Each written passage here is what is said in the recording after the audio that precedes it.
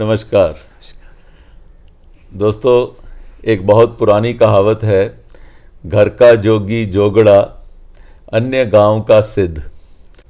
इस कहावत का अर्थ है, जो घर में हमें शिक्षा मिलती है या घर में पड़ी हुई किसी वस्तु का हमारे मन में वो मूल्य नहीं होता, लेकिन वही वस्तु या वही शिक्षा जब घर से बाहर वाला कोई बताता है तो उसका मूल्य बहुत अधिक लगता है।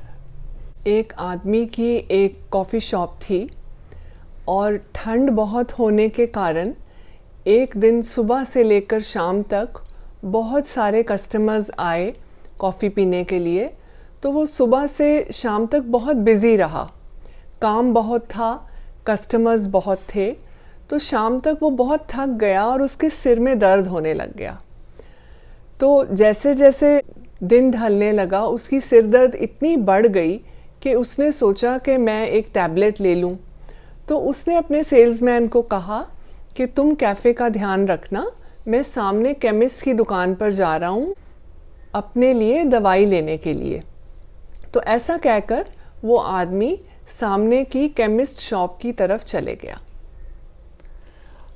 ये भाई साहब अब उस दुकान पर पहुंचते हैं और जाकर वहाँ जो सेल्स गर्ल होती है उसको बोलते हैं कि सिर दर्द की दवाई दे दो। तो सेल्स गर्ल ने उनको दवाई पकड़ाई, क्योंकि वो व्यक्ति का वहाँ आना जाना था, वो वहीं पर उसने दवाई खाई और वहीं पे कुर्सी पर बैठ गया।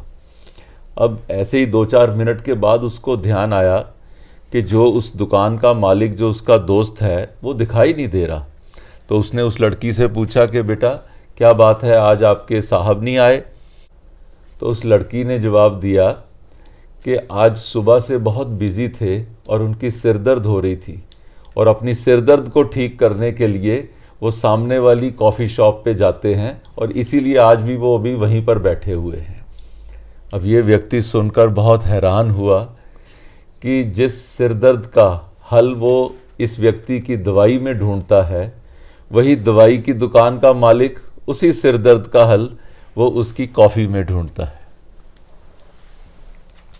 इसी तरीके से हम कई चीज़ों को संसार में ढूंढते हैं। जैसे कि हर व्यक्ति को शांति चाहिए और वो संसार में भटकता फिरता है शांति को ढूंढने के लिए, लेकिन देखा जाए तो शांति हमारे मन के अंदर ही है। कहते हैं कि भगवान का वास हमारे मन मंदिर में होता है, लेकिन हम व्यर्थ ही भटकते फिरते हैं भगवान को ढूंढने के लिए। इस कहानी में भी कॉफ़ी शॉप का ओनर दवाई लेने गया और केमिस्ट शॉप का ओनर कॉफ़ी पीने गया। इसी तरह हम लोग भी दूसरी तरफ ज़्यादा देखते हैं। जैसे कहते हैं कि दूसरे की थाली में लड्डू ज़्यादा बड़ा लगता है। मैं एक और चीज़ इसमें सोच रहा था प्रिया, कि जैसे योगा हमारे देश में बहुत सदियों से प्रचलित है, लेकिन जैसे ही ये योगा का प्रचार दुनिया के अंदर हुआ और दुनिया में सब लोगों ने उसको फॉलो करना शुरू किया, तो आज हमारे देश के अंदर भी योग को फॉलो करने वाले लोग आज हमारे देश में भी बहुत अधिक बढ़ गए हैं।